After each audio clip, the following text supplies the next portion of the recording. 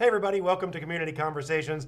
My name is Luke Margolis. I'm the Corporate Communications Director for Atlantic Health System, and today's episode is titled Community Conversations, Improve Your Heart Health.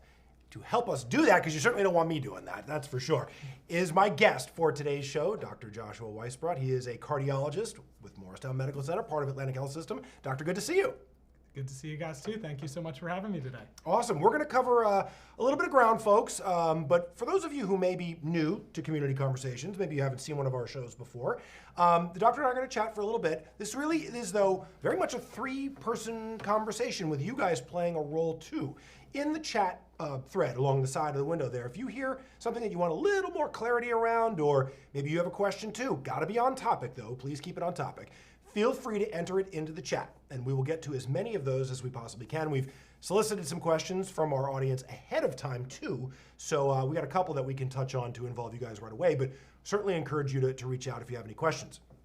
If for whatever reason you miss any part of our program, don't worry, all of our community conversations live on our website, atlantichealth.org, where you can find a couple of other resources that I have a feeling the doctor and I are going to talk about today. But all of our shows are there, and then, of course, subscribe to our YouTube channel where you're watching this right now. That way you never miss any of our content.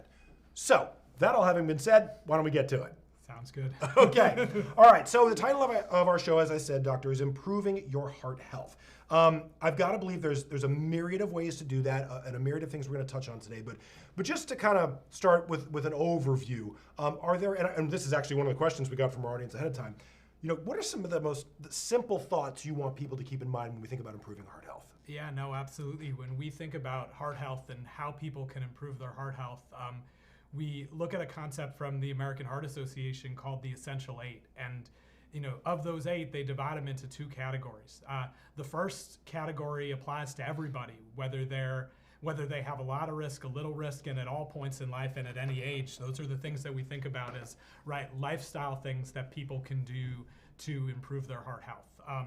Things on that list include things like eating healthy, making sure you're eating a healthy diet, keeping yourself physically active, and obviously a lot of details depending on where you are, what your activity level is in life, what that means to the individual person, but for everybody to get their body moving, to get their heart rate up, and to use that to help control really the other portions of cardiac risk that we'll talk about in a minute.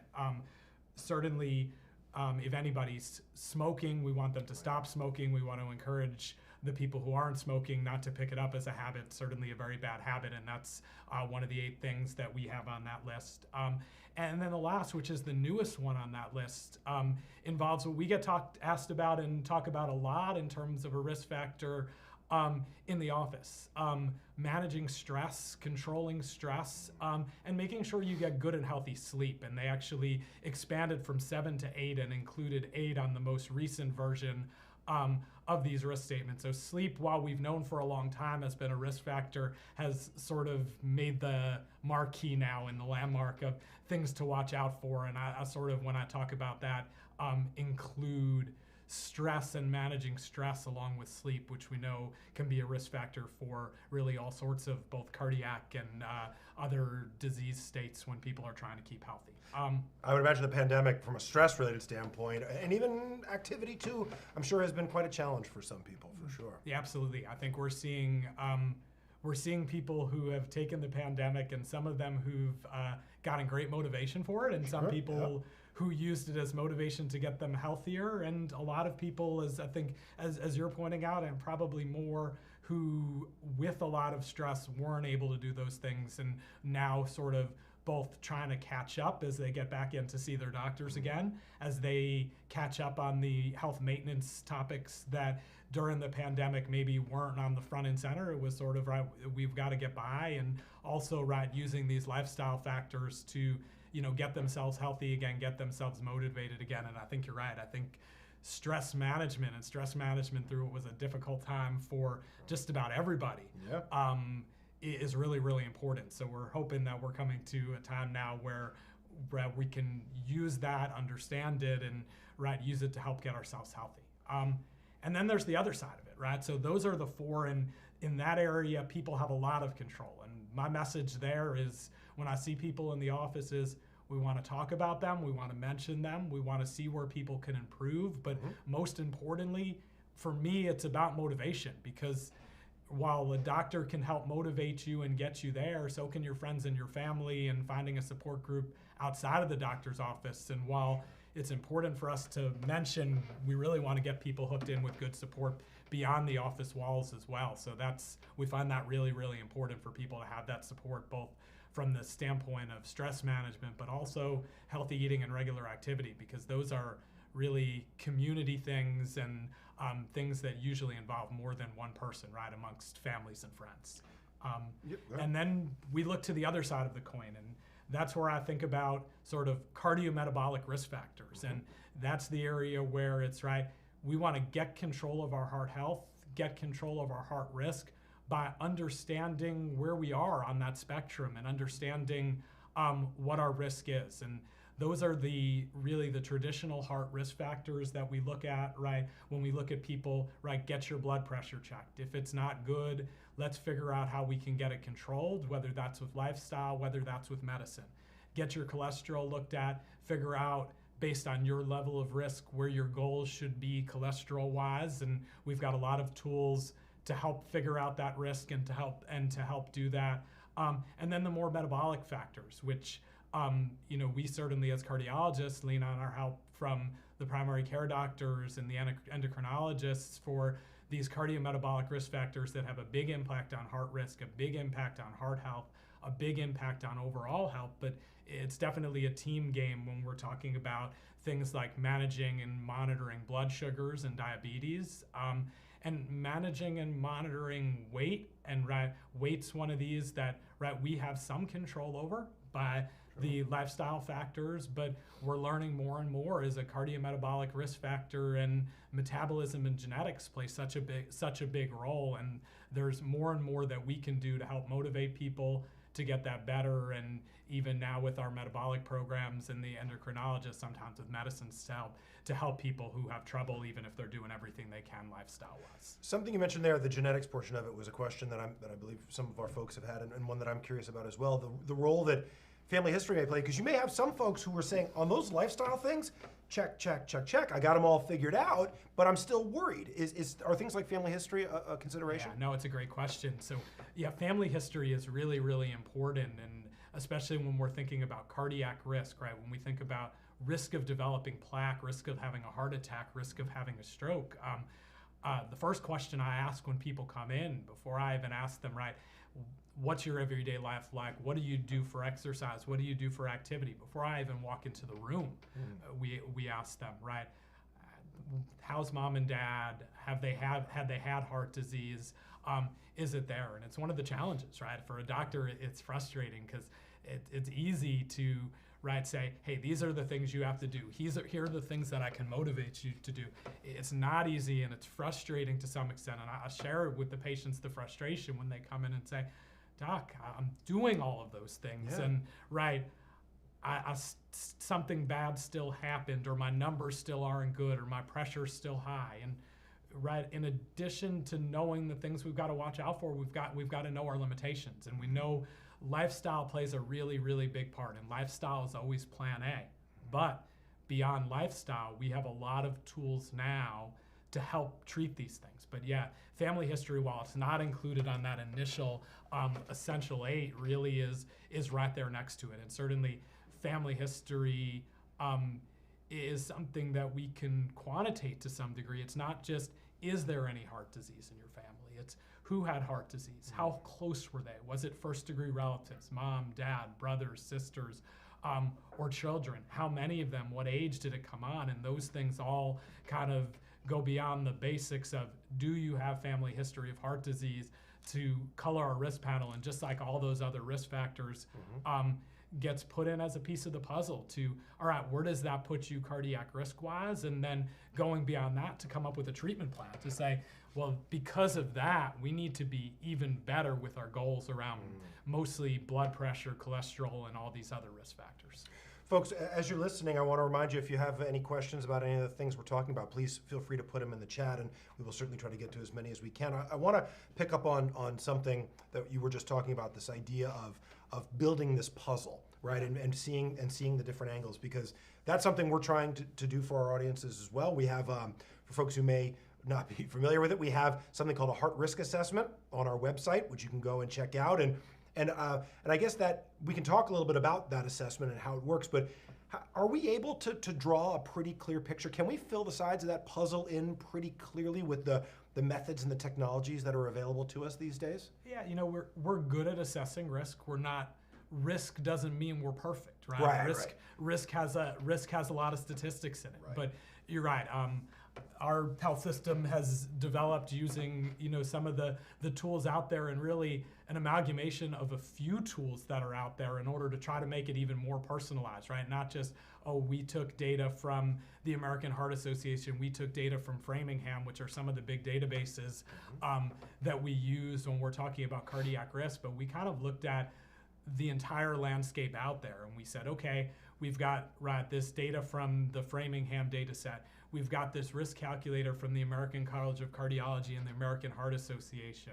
That does a good job of zoning in on atherosclerotic risk, but there's more to heart disease than just atherosclerosis. So we've included some pieces on our risk score assessment, about arrhythmias. Some of them do include family history, some of them don't. So we've included pieces in our risk score, to make it a more robust calculator than even these traditional calculators there, to get us to a level to figure out, who's really at high risk and needs to, get in and see a cardiologist, who's more in the medium risk category, and certainly everybody should be focusing on lifestyle, should be talking about these things with their primary care doctor and on a selective basis, depending on, as we add the other color to it, maybe are a little bit higher than we thought, should be overseeing, someone like me over at a cardiac office. And then who's low risk? And low risk doesn't mean no risk, but really should be, focusing on general health and focusing on those first four, the lifestyle factors, and maybe don't need as deep of a dive into the beyond the basics. And then sort of to get back to the question you asked, once we do that, we take somebody in, we find what their life is like, we find out on what risk factors do you have there, and try to put it all as a piece of the puzzle. We use some of these risk scores that we have out there, like the one that we share through our website, and we decide, who do we need more information on? Because sometimes, we take this detailed look at someone and we go, all right, you're medium risk and your numbers are here, and based on that, we need to learn more to figure out what our treatment plan should be. And that's when we use additional testing, tests like cardiac calcium scores, to take a personal look at how much plaque you've built up.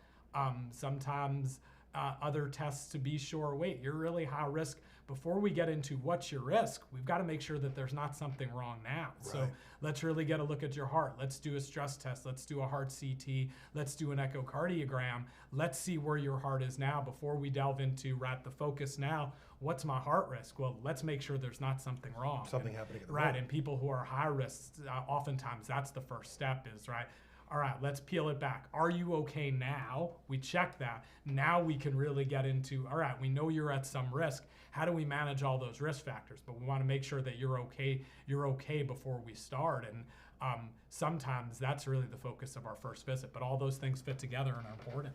8,000 people have filled out the heart risk assessment on our website. So if you're one of them, thank you. Hope you were able to get some useful information for yourself there. If not, go check it out, atlantichealth.org, and you can find it on our website there. It's resulted in hundreds of appointments. So, for those folks who are seeking needed care as a result of learning a little more about themselves, that's certainly a good thing.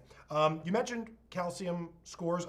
Thomas reached out to us ahead of time with a question about how useful those are, how valuable those are. So, Thomas, I hope you're listening. Sounds like that can be a pretty useful tool. Yeah, calcium scores are a great tool, and we're using them more and more as part of our risk calculation. We now have risk calculators that include calcium score in there, where we can look and see with a calcium score, how much hard plaque do you have? Where does that amount of hard plaque fit you in percentile-wise compared to people in your demographic, compared to people your age, and using that to really brighten our ability to tell people about their cardiac risk, set goals around cholesterol, set goals around blood pressure, right? And we try to use it as motivation, right? And I think that's one of the challenges, because we were talking about stress before, and calcium score testing and all this heart testing isn't about making people more anxious and feeling bad about their health, especially when we're on the cardiac risk end of things. It's to take control of it, right? It's to know it's there, to motivate you to be more healthy, and to make sure we do all that we can to lower your risk, but not to cripple people with the information and the worry. We found a lot of plaque. And unfortunately, sometimes we do see that, but we try to motivate our patients and to say, right, no, okay, we found that you have plaque there, right? It's not what we were hoping for. We don't like it either, but there's a lot that we can do about this, right? And there's a lot of things that we can do with lifestyle, with medicines, medication, right? With getting your risk under control to lower your risk and to take it as, right, what 20 years ago, before we had tests like that available, may have been subclinical disease that we weren't picking up and we didn't know about. And some of those people we were meeting in emergency rooms clutching their chest, and now we can lower the chance of that happening by controlling people's risk factors and doing it even more proactively than we do at a general population level. Technology continues to drive everything in our field forward. We're on this show, you'll frequently hear about a lot of the new innovative techniques and new doorways that technology have opened. On this assessment portion of it, everybody seems to have a different device that they wear now when they exercise, or even just during the day. How useful are those in measuring risk in any way? Yeah, no, it's great. And it's a great question, and it's something that we talk about every day.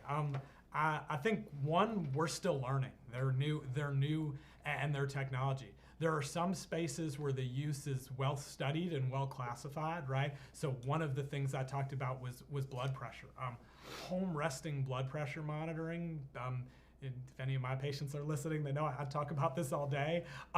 Right, it's the scoreboard blood pressure number in my office. We'll check your blood pressure when you come in, but right, what I try to teach my patients is when I ask you how's your blood pressure, you're gonna tell me my blood pressure at home when I'm resting is usually on the top number in 10-point ranges, on the bottom number in 5 or 10-point ranges, and that's your blood pressure number on the scoreboard, not the one that we got in the office today, not the one that somebody got right after right after you had an orthopedic surgery and you were still recovering and in pain, and they're so valuable. So is it everybody should have them? Maybe not everybody, but anybody who has borderline blood pressure or high blood pressure, they just provided so much more 360-degree insight.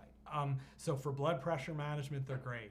We've got a lot of tools with wearable technologies and home tools in the arrhythmia space, right? A little bit different than the heart risk. When we talk about heart risk, we're usually talking in the atherosclerotic blockage, heart attack, stroke space, but there's a lot of overlap with the risk of arrhythmias with that too. And we've got, for people who have palpitations or have had arrhythmias before, rhythm monitoring devices that you can either wear on your wrist at all times, like the Apple Watch, or devices like the Cardia device and several others, where you kind of put your fingers down on it and it can really help give us a more complete picture, sometimes along with medical grade home patch monitors, which is also relatively new technology, which has transformed the way that we've been able to diagnose and monitor arrhythmias. But there's a lot out there. We're still learning the right strategies, and we're still learning how the data we gather from those can be used to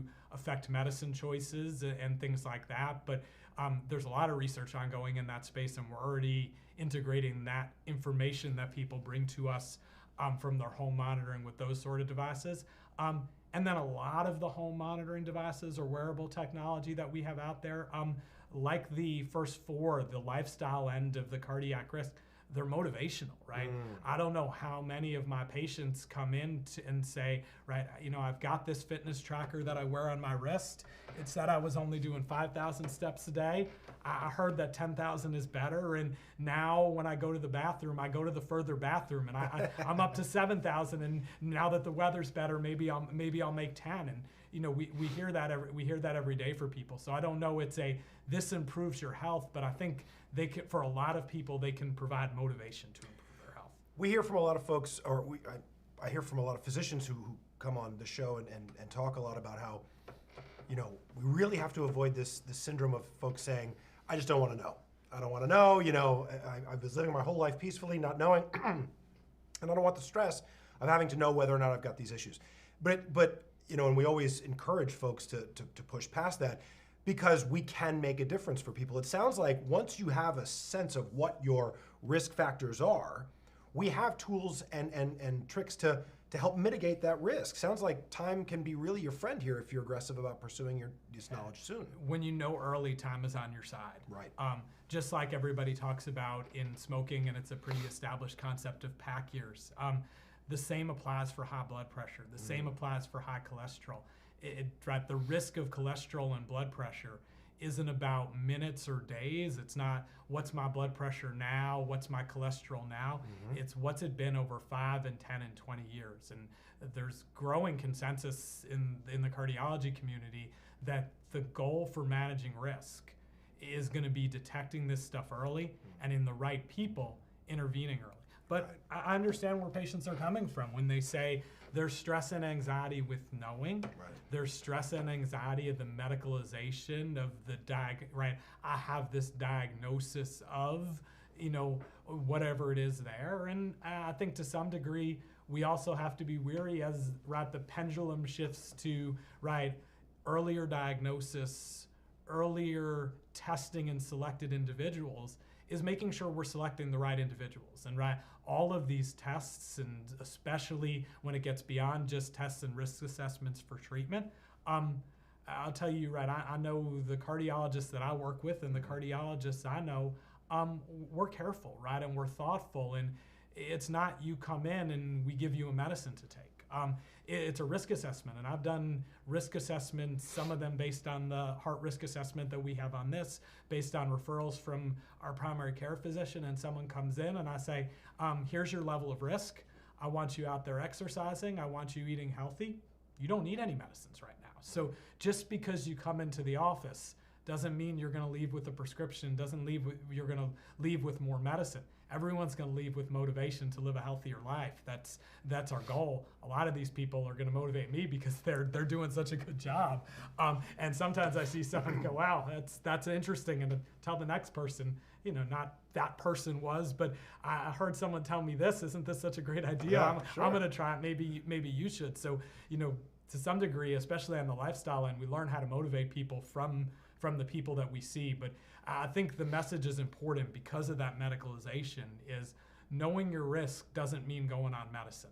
Knowing your risk means taking control, getting motivated, focusing on lifestyle, and in the right people, using medicines to lower that risk. But that's our job, is to help you figure out if you're the right person, or maybe, hopefully, it's great to see you. It's nice to meet you. Get out there and get moving. Right, sure. A couple of folks have commented, and we had a couple questions before on atrial fib, AFib, Yeah. as it's known. We have done some programming specific to AFib, which is, some of the questions dive a little deeper into specific causes, specific remedies, things along those lines. I would encourage folks to check out some of the content we have around atrial fibrillation on our website, atlantichealth.org, if you want to dive more deeply into that particular cardiovascular issue. And we have a lot of physicians who have come on this program and others to talk about AFib. If there's anything at all you want to add about it, but I think I would encourage folks to check that out. Yeah, too. I'll take it as a chance to at least briefly sway that direction, right? So, right, when we think about heart disease, we think about atherosclerosis, heart attack risk, stroke risk as one of the big categories. There are a few other big categories too, and a lot of the risk factors, and especially a lot of the lifestyle advice, applies there too, because the risk factors for atherosclerosis are very similar, not exactly the same, but for arrhythmias like atrial fibrillation, for congestive heart failure and issues with pumping function or how the heart relaxes, another one of the big buckets. And then another bucket for some is valve disease, and there's some overlap there and monitoring there. But when we dive a little bit into the arrhythmia spaces, you do as you talk about AFib to some degree. The lifestyle advice there is the same. There are a few other things that we've got to look for, Alcohol is one that we think about there. But part of the reason why we included on the heart risk assessment that we have on the website questions about atrial fibrillation is because, right, we see it every day. It's very common, and we know that when I think about heart risk assessment and when we bring someone into, to see them at a cardiac office, we're thinking about those things too. But a lot of the advice, at least on the lifestyle end, is good. I've seen some of the conversations that you've had with our excellent electrical team, and right, that we work with really closely, people like myself, a general cardiologist, really closely. So for a deeper dive, I'll point you to that content too. It's really good. And but it's things that we see a lot, but I think the lifestyle advice probably applies in that space too. Good to know. Folks, we are just about out of time, so I want to take a moment and thank Dr. Weisbrot for coming in and joining us and sharing this really important information. Folks, we always try to provide news you can use. This definitely fits the bill there, and we hope, if you want to learn a little more, if you don't have a cardiologist and are looking to find one, to build that doctor-patient relationship that the doctor was talking about, that's so key to getting your arms around this issue, check out the Find a Doc link on our website, and you can sort by geography and by name, all that stuff, all available to you there. Doctor, thanks so much for doing this today. I hope you enjoyed it, and I really appreciate you sharing some time. Oh, thanks for having me. It was a great conversation. Thank you so much. Great, folks. All right, well, thanks for tuning in. If you missed any part of it, remember, subscribe to our YouTube channel. You'll see everything there. I'm Luke Margolis, your host for this show, and we will see you next time.